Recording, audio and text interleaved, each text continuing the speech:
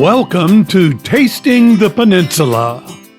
Wine expert and bon vivant Eric Little will be our guide on our tasty journey. He'll be joined by connoisseur and raconteur Jeff Angell.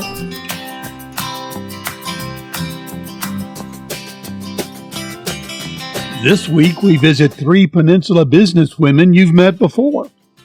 They share some of their experiences, good and bad, about women in business on the Peninsula. So if people are treating me differently, I don't know.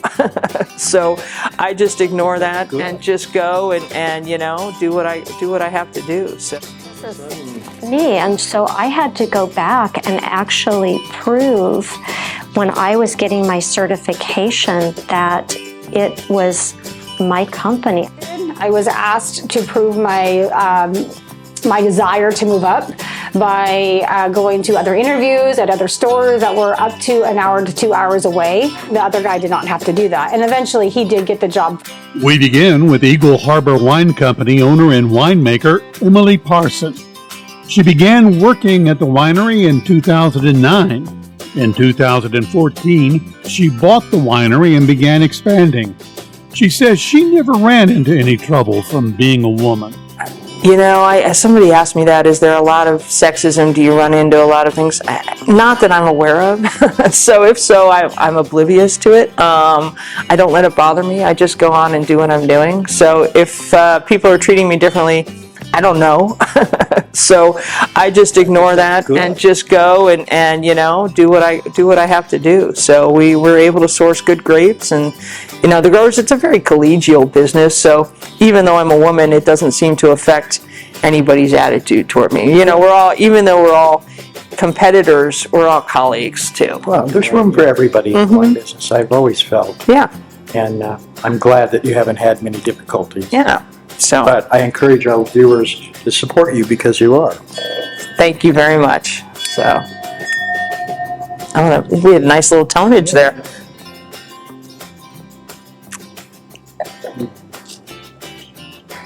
That's so good. No spit cups here. No, not at this portion. No. Mm-hmm. So you bought the winery in 2014? Correct. Yeah. And from Hugh, who is your consulting winemaker, and how has it changed since then? Well, he was probably doing 600 cases a year. Oh, that's a huge thing. So moving in here in 2016, I added all the new oak, new wood, new fermentation vessels, new press, new forklift. I mean, just a lot of equipment to help make things easier. As a woman, I'm not as physically able to do some of the jobs. And so for me, a forklift was key. I mean, I can move a stack of 6 barrels, but it's difficult. I need help. And so tools that help me be more independent are always good. Oh, yeah. And now that the press has made us all really independent, because that one person can do it, which is amazing, rather than, 3 of us shoveling it in and cranking down, yeah. Don't know what to do. And, yeah, exactly. Oh, yeah. So a lot more freedom to do what. Yeah, exactly. So it. This has got to have been pricey, but hopefully, winery takes a long time to get into the black from the red, but. We're there. It's it's been very productive. We've gained a lot of followers as our reputation gets better. We have access to better and better grapes. We have access to a wider audience, and that it all comes out. Well, hopefully we can help you with the wider audience as well. Thank you. I appreciate that. So, we look forward to welcoming anybody, all your viewers, and into the winery here. We're open Thursdays through Mondays right now. We may be opening the other 2 days of the week soon. I've got some help coming on that'll make that possible. And yeah. So, if some of our viewers don't live nearby, do you ship? We do. I ship to 34 states, as well as. Go to the website? You can go to the website, yep, or you can find us in local outlets. We're in some of the local wine shops on the peninsula, grocery stores, up to Squim restaurants, so you'll be able to find us. Well, you're well worth finding. Thank you. Harvey Hudson founded Harvey's Butter Rum Batter in 1952 and ran it until he passed away at 94 in 2011. Stacy Ryan purchased the business and has been keeping Harvey's spirit alive since then. She's expanded the line to include Harvey's popcorn and more. Stacy Ryan, well, it's so good to see you again. President and CEO of Harvey's Buttered Rum Batter and wonderful popcorns and all sorts of treats. It's really good to see you again. Thank you. Good to be back. Well, we wanted to talk to you today about what it's like to be a woman-owned business in this environment and the way things are going now that we're kind of past the pandemic. And I wondered how it all started. How did you come connected to Harvey's? So my uncle was actually a driver with Dairy Gold. And in that day, Harvey Hudson, the founder of Harvey's Hot Buttered Rum Batter, actually was a driver, and he made his batter after hours at the plant. I love that story. And it's so pure and, I mean, delicious. So I imagine it got more and more popular. And did he start doing it full time, or did he stay as a driver? You know, he actually, it was still very seasonal at that point. And so he ran it as a fourth quarter business, primarily, even though they had it available year round. He did it as a fourth quarter business. So he still always was doing something else. He was quite an entrepreneur. Well, when did you acquire the company? So 2011. Wow. So Was it in this place? No, we were actually in the original building that Harvey built in 1972. So when he got past the point of doing it in his home kitchen and at the Dairy Gold plant, he actually built a little cinder block building less than 900 square feet up the road. Wow. And so when I bought it, we built the product up there, and we only did 2 SKUs, hot butter rum batter, a big one and a little one. Oh, well, you brought the company a long way since then. So how did it progress from then? I mean, I'm so interested in how you went from just starting in this small 900-foot building to your empire today. So, being that Harvey's was a seasonal business, and I was at a point making a career change. I had been involved with my husband's family business, and things were just changing, and so looking for other avenues. And Harvey's came up for sale, and there was just truly a lineup of people. And through the process, met the family, and they liked me. So I was like, hallelujah. I like you too. Well, So, did you have difficulty getting financed as a woman-owned business in the beginning? So actually, it was a pretty smooth process. I had to pull from my IRA, Sure. took a loan off of that, and then was able to pay that back. But it was some creative financing, and that's how I've grown, is creatively, figuring out ways to make things work. Well, it's no longer a seasonal business, especially with your incredible popcorn. I mean, oh my God, that truffle. And I don't eat the toffee because it's too sweet for me, being a diabetic, but oh my goodness, I had one piece. It was well worth it. So you expanded into this building eventually. Yes. About how long ago? So 2012, bought this building and ran production at the old building for that year while this was getting refitted and getting ready for the food safety protocol. Sure. And then moved in here. So first production season was 2013, and we strictly did batter until late 2014, I believe it was. I think it's brilliant that you went into something that wasn't only cold weather drink. And you have to balance out that revenue stream. And has the popcorn been successful for you? Popcorn's been great. It's been... I see huge displays at Safeways and other local stores, and I'm always like, I know her. So... Well, have you run into any difficulties expanding into business, getting out there and getting your product out there? in a male-dominated world? It's always a challenge because you're very passionate about what you do, Sure. and really try and have a delicious, high quality product. And there's a lot of, especially on the popcorn side, there's a lot of competition in the popcorn. So it's one of those things, if you can get it in someone's mouth, get it in a buyer's mouth, Right. First to get them to taste it, and then also showing some sales results in accounts that you've had successes with. And as you grow that, obviously it becomes easier, but it's not easy. Well, you have a lot of things you're juggling at one time, running production, running the business. Mm-hmm. I bet you spend some evenings here. It's not an 8-hour day. I was thinking. Yeah, not an 8-hour day. It shows in the product. Well, where do you plan on going next? We keep looking at expanding, to further maybe the mountain region and more accounts up in Alaska and a little bit south. But there's still so much uncharted territory around here, tapping more into the food service side, particularly with the batter. Perfect. We don't have good representation in that, and that's definitely an area that is on the radar for this year. Also have some exciting things in work on the bulk popcorn side for some venues, larger venues. Because that way you get the wholesale and the retail. Mm-hmm. And by having not all your eggs in one basket, it's a little easier to keep things balanced. Yes.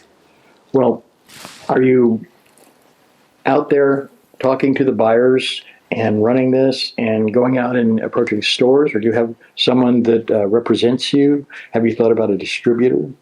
So actually I have a broker, a team. They're out of Oregon, Wilsonville, Oregon, and it's actually another woman-owned business. Nice. She's highly concentrated in grocery, on the grocery side, and works with different distributors. And then she has a small part of her team, about 15%, that's more on specialty, like gift, smaller brick and mortar type stores, and some major gift basket companies. So through that, most of those presentations, I'll be on maybe conference calls with the major buyers. Well, thank goodness, because you have your hands busy already. I couldn't see how you could do it all. So Yeah. glad to hear that. So that team, it's really great because the groceries, besides all of the information that we need to supply them, there's a lot of data entry into portals and documentation and so forth, certifications, inspection reports, all that has to be filed. And so that team helps with that. The hoops you have to jump through. I mean, yes, we all want good, clean food, but yours is already good, clean food, and not fun. Well, do you have any advice for a young businesswoman just getting started out here on the Olympic Peninsula? I know, for instance, a wonderful young lady who is starting a hot sauce company, but it's just her and the hot sauce in the kitchen while she's working somewhere else. What would you suggest for someone who's getting started to start building their business? I would say one thing in particular, besides just every day, just, try and make a contact or make a step every day. And you're the one, even though I have a sales team, I'm the one that's more passionate about it than anyone. And so,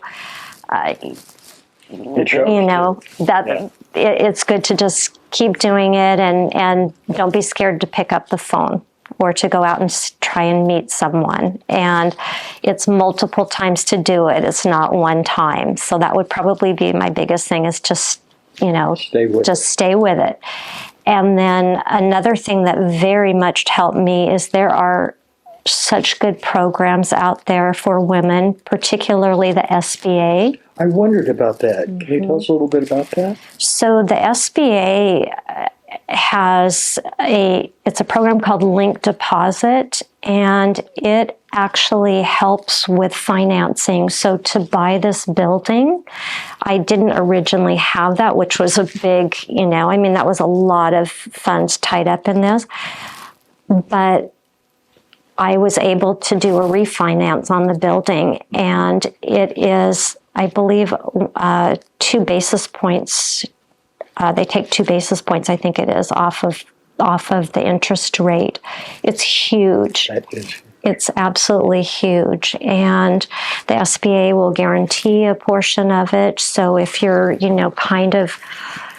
maybe not right at a spot, the SBA will work with your lending institution to do that. So anyway, just great programs. So look, Resources sounds like. very, very good resource. The SBA has training, all different types of training. Whether you're just, trying to learn how to finance, understanding a balance sheet, those types of things too, making Very contacts. important, but it's not something you learn in school. No, it's Hard not. knocks, Yeah, yes. When I purchased Harvey's, I didn't really understand how the playing field was different, and that there really, there was a certification for women-owned business, and that mattered. Yeah. And so there was an assumption when the paperwork was being drawn up that it was my husband and myself buying the company together, and I'm the one that financed it, but I didn't really pay any attention. I didn't pay attention. It was no big deal. He's my partner in life. Why wouldn't I have him, and he runs production, helps with production. So paying attention to that it is important if you truly want to be a woman-owned business. You need to be recognized and set yourself up that way and not make any assumptions, because the original attorney that drew up the sale documents had my husband's name. Was a man, old boy, and everything, during the meeting, and it's like, okay, this is me.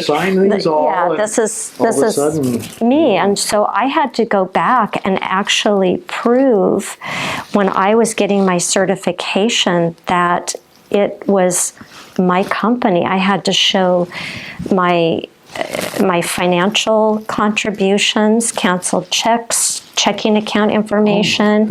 I had to show, all of the paperwork. So being very careful when you're at that point and you're setting it up to pay attention to. That's just a great story, and hopefully it'll help somebody or many somebodies not make a mistake. Because, oh my goodness, I didn't realize how hard it was to, Well, but you got it, you did it, and you are a woman-owned business that we respect the hell out of.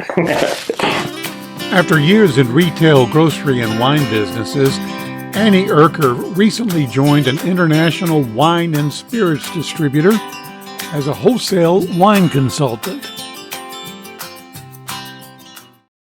It's good to be here with you. I have been so impressed with what you've told me about your mother. Share with us. Absolutely. So my mom is my rock. She's taught me a lot through her actions, more so than her words. From a very young age, I watched her. She started her career as a painter through the Lockheed painting company in Seattle, and went through the Lockheed lockout, which was devastating for all the workers. They came to work and were locked out. They had no job, no warning. There was lots of petitioning, lots of picketing. We grew up on the picket line. We were interviewed several times by news stations. She had to go to food banks. We went to Christmas presents were handed out through the food bank. I remember sitting in the mayor's office in Olympia, and I was just sitting on someone's lap, and I asked the mayor why he couldn't give my mom and her benefits, the benefits that they deserved. Yeah. And his answer was, "That's the way it is, sweetheart." Yes. I think that probably irritated you and may have formed your attitude towards life a little bit. It definitely did, but watching her kind of maneuver around the obstacles, she got into a really bad accident in her 40s and had to rethink her whole career. She was in construction then. Correct. So Single after mom raising two girls in construction. After the painting incident, being locked out, she went into welding and went into construction, and she was there with all the men, right there keeping up with them. And she was just one of the guys, and she earned her place there. I mean, they respected her, I believe. But it's a tough place for a woman. It is. And so when she did get this in an accident, she had to rethink her career because she knew that she couldn't physically do it anymore. So she put herself through college in her 40s and became construction management or construction safety manager, which is a role that you can't have anyone on the job site unless that person's there. It's a very important role to have. Sure. So, when my son was young, she was in school, recovering from her accident. She never really quit. Even when she couldn't walk, she was still pushing forward. And reminds me of someone. I learned a lot from her actions, and hopefully I can teach my son the same. Just keep moving forward. Well, you're the only woman I know in wholesale wine consultant on the peninsula, and as a male-dominated field, I think that your mom's example shows you well. What's I hope it so. like? Well, it's nice. It's kind of funny when I joke with my team. I'm the only female member on my team. I have a team of 6 that run the peninsula on this side. And I kind of joke, I kind of use it kind of my advantage. I'm like, so you need to, save the only girl on your team a seat, but they don't treat me as the only girl. I'm just one of the guys, which is a really nice. That's what you want. Yeah, I want to be equal. I may play along with it or whatever, but I just want to be one of the guys. And I think that even my sister growing up in high school, she was one of the guys. She had a muscle car. They called her by her last name, Erkert. We've always been one of the guys. And that's kind of nice. I don't want to be treated like a fragile female, Well, it's a great way to attack life, especially when things aren't quite balanced. Right. Absolutely. So I would never use my sex or my image to get ahead in the company. I've always done my work speaks for me. And that's something I learned from my mom and my sister. Well, are there any role models within your company that you look up to that guide you? There are a few. There's a few females that I've worked with just recently who hold the role of where I want to go, possibly in the company. So I've been kind of sitting down with them and kind of interviewing them and talking with them and How did you get to this job? What do you like about this job? And kind of seeing if that's where I want to go. But seeing that they're young in the company, they've moved up rather quickly. That's something that I know that I can get to that point within a reasonable distance. And I pull from their strengths. Also, there's a wine brand that I've recently learned about, which is about... Represent? Yes, the McBride sisters. Oh. Yes. Well, tell us about that. So they didn't even know each other existed. One grew up in New Zealand, one grew up in California. They had the same dad, different moms. The family knew they existed, but they didn't know. So at some point after the father passed, the family got them together. And they both had a love for wine, so they created the McBride sisters. Which is a California winery. California, and they do have New Zealand as well. But yes, they have New Zealand wines and California wines. Nice. So just their story was very inspiring. They are the #1 Black-owned company in the United States and second women-owned business in the United States. Like 95% of their business is women-owned. Women work there. Nice. So that was like, it's really cool to see that. And they actually have a foundation called the She Can. That's their brand as well as the She Can. I've seen that in retail stores. Absolutely. And they have a foundation which helps women grow in the industry. They can do scholarships to grow in the wine industry and help them move up. So it's women helping women, which is super inspiring. It's good. You've told me about the sisterhood that you had when you were younger. Yes. Tell me. So I grew up in Ballard in Seattle, and we joined the Ballard Eagles drill team in 1989, very young. And we actually only lived in Ballard for a very short time and then moved over to Peninsula. So we would commute twice a week through junior high and high school. Wow. And if it wasn't for my sister, she's another very strong female. I guess I should say that both my mom and my sister are both Leo. So if you know anything about Leos, they are very, very strong. And anyways, if it wasn't for my sister, I probably would have quit. But I stayed on that drill team, I think, 10 years. And it just taught me a lot of, the fundamentals of being dedicated to something and, having a strong sisterhood and people coming together. It kind of reminds me of the McBride sisters, where you don't know each other coming in, but you form this bond. Yes. And it's really, it lives with you your whole life. I just saw this group of women last night and it was just like a reunion. It was just wonderful. Nice. So ties that bind. Absolutely. I'm sure you've got an example or so of going up against a man for a job. I do. Early on in my previous career, I was very young, going for a supervisor position. And it was between me and another fellow worker. And he didn't have to kind of jump through the hoops that I did. I was asked to prove my desire to move up by going to other interviews at other stores that were up to an hour to 2 hours away. Oh my goodness. The other guy did not have to do that. And eventually he did get the job first. I did find that role later on, but he was promoted first. And I just felt that it was really unnecessary to have me do that and not him. It was not fair. No, it wasn't. So I did run into a little bit of that early on. And I'm sure there's been other examples throughout my career, but that one really stuck out to me. Yeah, I could see where that'd be a motivator. Oh, yeah. And with my female energy, I'm like, I can do it just as well or even better. Exactly. So, I could attest to that. Well, I know you have many years in retail, grocery stores. How did you get in the wine business? well, an opportunity came up where I was able to work in the wine liquor department with a very expert in his field, Eric. You kind of took me under your wing, and when I didn't know anything, and your knowledge, it made it interesting, and I wanted to learn more. And I was kind of like a sponge. I'm like, I think I would ask you questions daily, and wanted to know, and just the knowledge. It just became really fun, and we would do some wine tastings together, and it was just it was something that I wanted to do and wanted to pursue and wanted to know more about and wanted to grow in that field. And then another opportunity came up. I mean, look at you now. You're just rising like a rocket, girl. Yes. I'm very proud of you. Well, thank you. Thank you very much. You definitely inspired me and pushed me and out of my comfort zone, which I appreciate.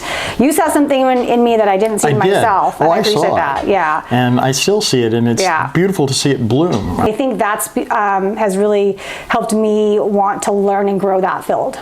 Good. I mean, I've always felt that wine is a pleasure that's better when you share it. It's not a private club for snobs. Right. Absolutely. And I'm glad that you think that way Absolutely. now, too. Yes. Well, where do you think your next goal to go is? You're thinking brand manager, or? Yeah. You know, I definitely want to keep continuing to be comfortable in where I'm at now and grow and be the best I can be in this role. But definitely in the next 5 years, I want to branch out, and I want to help people with the knowledge that I've gained. So some brand managers that I work with have been in my role, and it really helps when they work with me to say, you know what, here's a trick, here's something you can do. Yes. A lot of people don't do that. They don't, maybe because they haven't been in that role. Yeah, exactly. So that means the world, because coming into this role can be going from retail to this. You would think, I mean, yes, it's very similar, but it's very different.